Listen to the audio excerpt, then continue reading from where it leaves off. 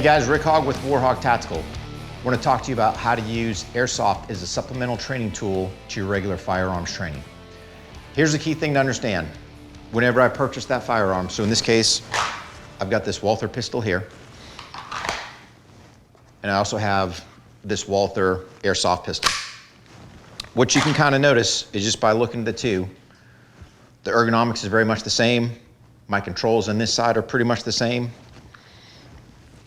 And then if we look on the opposite side, we can notice my controls, ergonomics are the same. So it gives me a way that I can actually practice shooting a projectile out of an airsoft pistol while still getting that good training at home when I can't always get to the range. So what you'll find the beauty is here is, yes, I've got my regular firearm, fits in the holster. I can sit there and draw it like I normally would. Everything works fine. And then even I can sit there with my airsoft and I can still draw my regular airsoft pistol out. Now, the thing to understand is the beauty with this airsoft supplemental tool is now I can be in the confines of the house or out in the backyard. As long as I've got a good backstop or something to stop that projectile from coming out, now I can actually align my sights, press the trigger, and actually get a projectile to come out to ensure that my marksmanship is there.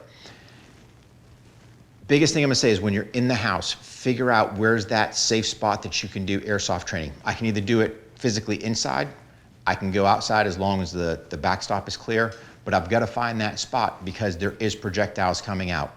Here's the other thing that a lot of people don't consider or don't think about is I've got to have eye protection when I'm sitting there doing this training. Because again, I am launching a projectile. If it does hit something, the last thing I want is that BB hitting whatever, now flying back, potentially putting my eye out. The other thing I've got to consider is if I am in the house, make sure that backstop's clear, because if I'm just shooting at a regular paper target, you're gonna wind up that you're gonna put holes in that drywall. Not a good place to be.